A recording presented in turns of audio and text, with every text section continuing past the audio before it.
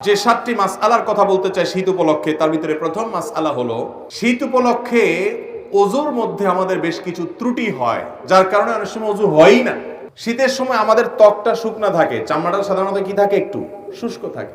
তো যার কারণে আপনি যদি পানি দেন, দেখবেন যে শুধু পানি দিয়ে দিলেই ভিজে না, একটু ভালো করে কি লাগে, ডলতে হয়। বিশেষ করে কয়েকটা অঙ্গ, 2 পায়ের গোড়ালি, এগুলো দেখা যায় যে শুধু আপনি টেপের সামনে পা ধরলেন তাতেই শুকায় যায়, ভিজে যায় না, বরং শুকনা থাকে, অনেকের পা ফেটে থাকে। এই জন্য এটাকে ডলে ডলে কি করতে হয়, ভেজাতে হয় এবং ধুইতে হয়, পানি লাগাইতে হয়। কারণ ত্বক যদি শুকনা থাকে ওযু হবে। অনেকের দেখবেন যে শীতের সময় কোন রকম এরকম টেপতে পানি নিয়ে এভাবে মেরে দিয়ে শেষ, কোনই শুকনা থেকে যায়। এই জন্য এগুলোকে ডলে ডলে ধোয়া। অনেকে আছে মুখ ধোন কোন রকম তাড়াহুড়া করে, কানের লতি, এই যে গোড়ার অংশ, চুলের অংশ, গোড়া, এগুলোতে দেখা যায় শুকনা থেকে যায়। নবী করিম সাল্লাল্লাহু আলাইহি ওয়াসাল্লাম বলেছেন, ওয়াইলুল লিল আকাবি মিনান নার, তোমাদের পায়ের গিরা গোড়ালি এগুলোকে জাহান্নামের আগুন থেকে বাঁচাবা, কারণ এগুলো যদি শুকনা থেকে যায় সেগুলো জান্নাতে যাবে না, জাহান্নামে যাবে। এজন্য শীতের মৌসুমে বিশেষভাবে আমাদের ওযুর এই অঙ্গগুলো যেন শুকনা না থাকে সেজন্য ডলে ডলে ওযু করতে হবে। এটা একটা গুরুত্বপূর্ণ মাসআলা। আর ওযুর ক্ষেত্রে আপনারা একটা হাদিস নিশ্চয় খেয়াল করে থাকবেন যে নবী করিম সাল্লাল্লাহু আলাইহি সাল্লাম যেখানে ওযুর কথা বলেছেন সেখানে ইসবাগের কথা বলেছেন। আসবিগুল ওযু, আসবিগুল ওযু আই আকমিলুল ওযু, মানে ওযুকে পূর্ণাঙ্গভাবে করো, ভালোভাবে করো। ওযুতে কোনো প্রকার অলসতা করতে হয় না। আমরা দেখা যায় গরমের সময় খুব লম্বা সময় নিয়ে ওযু করি, শীতের সময় আসলে দেখবেন মসজিদের ওযুখানাতে মানুষ নাই। আসর মাগরিব এশা এই সময় তো ওযুখানা দেখবেন যে খালি, অন্য সময় সিরিয়াল পড়ে থাকে। এর একটা কারণ হলো যে ওই যে ওযু ধরে রাখার চেষ্টা করে অনেকে, আবার অনেকে ওযু করে ঠিক আছে কিন্তু করলেও খুব হুলস্থুল করে, 1 মিনিটের ভিতরে ওযু শেষ।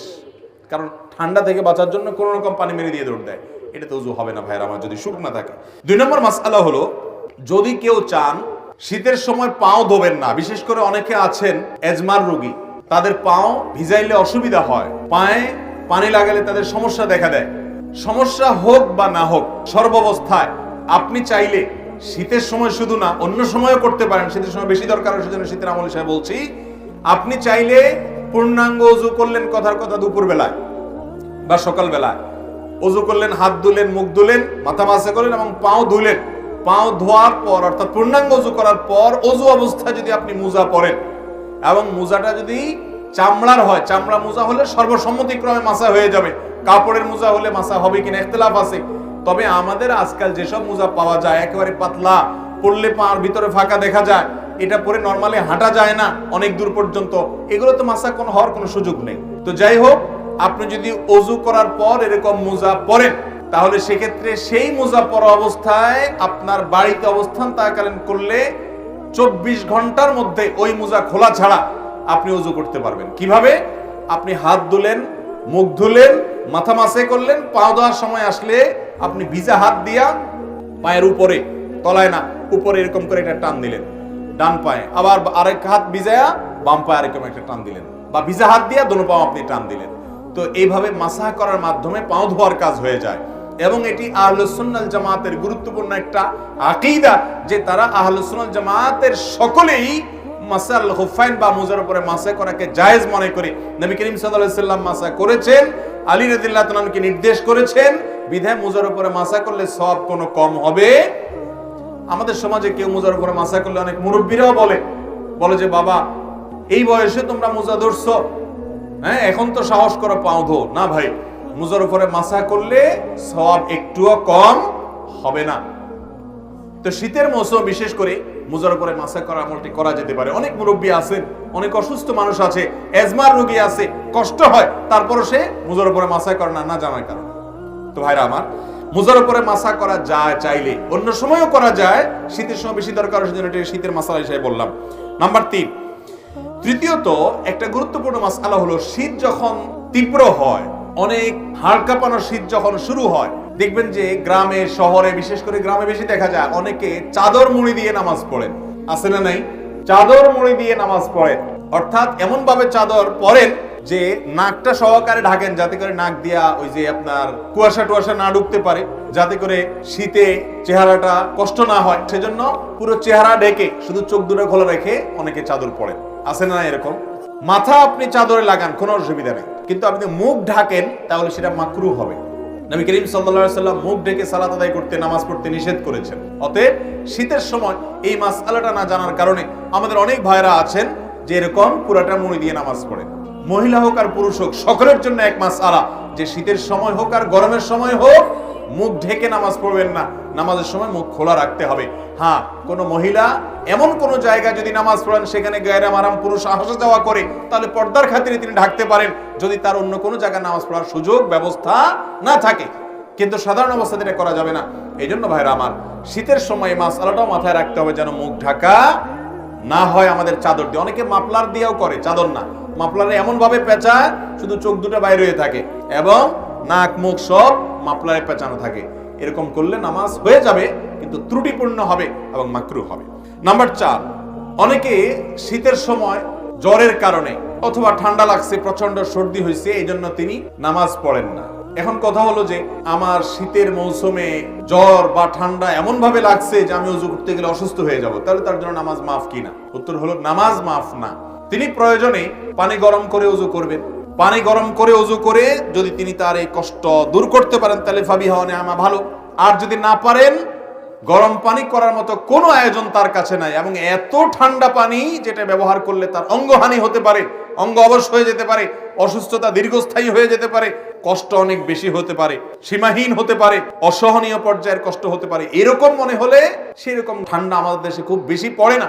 যদি এরকম হয় তাহলে সে ব্যক্তি তায়াম্মুম করতে পারবে, তারপরেও নামাজ ত্যাগ করার সুযোগ। ইসলামের সবকিছুর বিকল্প আছে, নামাজের কোনো বিকল্প ইসলামে। আপনি সফরে আছেন, রমজানের রোজা রাখতে পারছেন না, অসুস্থ হয়েছেন, রোজা রাখতে পারছেন না, অসুবিধা নেই, অন্য সময় রেখে দিলে চলবে। নামাজের মধ্যে এটা চলবে? অসুস্থ আছেন আপনি, নামাজ অন্য সময় পড়লে হবে না, ওই অবস্থাতেই পড়তে হবে। দাঁড়ায় না পারলে বসে পড়বেন, বসে না পারলে শুয়ে পড়বেন।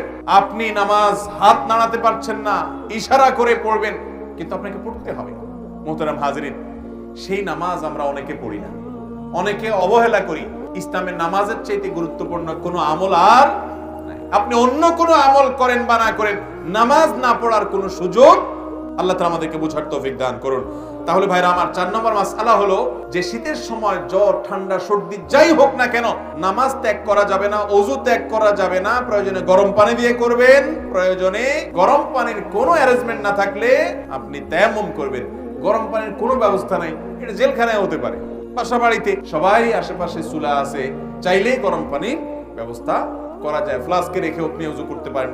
5 নম্বর মাসআলা হলো, অনেকে জানতে চান শীতের সময় যে এই যে শীত বস্ত্র দানের কথা একটু আগে আমরা বললাম, শীতের সময়ের একটা গুরুত্বপূর্ণ কাজ হলো শীতার্ত মানুষের শীত বস্ত্রের ব্যবস্থা করা।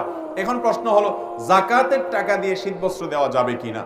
এর উত্তর হলো, যাকাতের টাকায় শীত বস্ত্র দেওয়া যাবে ওই ব্যক্তিকে যে ব্যক্তি যাকাতের হকদার, তার শীত বস্ত্র কেনার টাকা নাই, তখন আপনি তাকে শীতের কাপড় কিনে দিলেন, যাকাতের টাকা থেকে এটা জায়েজ আছে।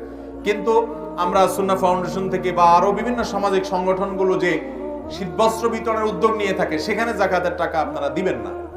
আমরাও বলি যে আমাদের এখানে কেউ যাকাতের টাকা দিবেন না, কারণ আমরা যখন বিভিন্ন এলাকাতে গরিব দুঃখীদের মধ্যে শীতের কাপড় দেই, তখন কে যাকাতের হকদার আর কে যাকাতের হকদার না, এটা এতটা বেছে বেছে দেওয়া সম্ভব হয় না।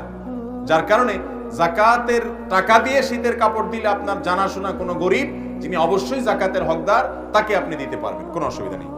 নাম্বার 6, একটা গুরুত্বপূর্ণ মাসআলা হলো, শীতের সময় অনেকে দেখা গেল শুধু চাদর গায়ে দিয়ে নামাজ পড়ছেন, তো চাদরের ভিতরেই হাতটা থাকে, হাত উঠানো, হাত বাঁধা, এই মুভমেন্ট করা, এই সবগুলো চাদরের ভিতরে করা, কারণ বাইরে করলে শীত লাগে। এই রোগটা আছে না নাই, এটাও হাদিসে পরিষ্কার ভাবে নিষেধ।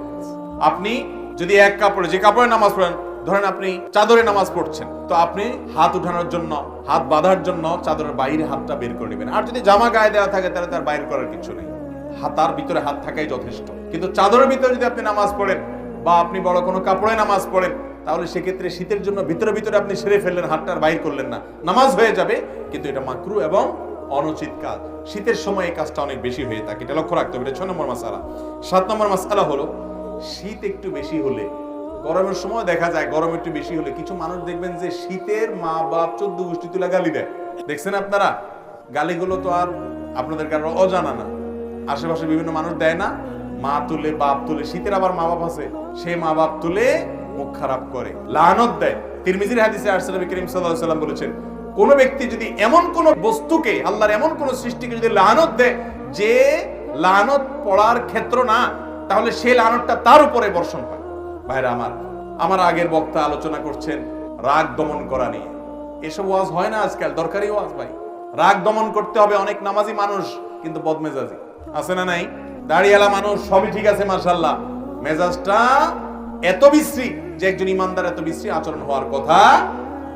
অতএব ভাইরা আমার, শীতের তীব্রতায় বা গরমের তীব্রতায় কোন অবস্থাতে শীত বা গরমকে গালমন্দ করা, লানতান করা, অভিশাপ দেওয়া বা বাজে কথা বলা, এটা জাহেল মানুষের কাজ। ইমানদার তো শীত যত তীব্র হবে তার জাহান্নামের কথা তত বেশি স্মরণ হবে, সে তত আরো ভালো কথা বলবে, আরো বিনম্র হবে, আল্লাহর কাছে পানা চাইবে, বাজে কথা বলবে না। আল্লাহ তাআলা আমাদের সবাইকে এই শীতের মৌসুমে আল্লাহকে সন্তুষ্ট করার মতো আমলগুলো করে যাওয়ার তৌফিক দান করুন। এবং শীত উপলক্ষে যেসব মাসআলার ব্যাপারে আমাদের বিশেষ যত্ন থাকা উচিত, সতর্ক থাকা উচিত, সেগুলোর পরে আমরা যেন বিশেষভাবে সতর্ক থাকতে পারি, যত্নশীল থাকতে পারি। আল্লাহ তাআলা আমাকে, আপনাকে, আমাদের সবাইকে আমল করার তৌফিক দান করুন।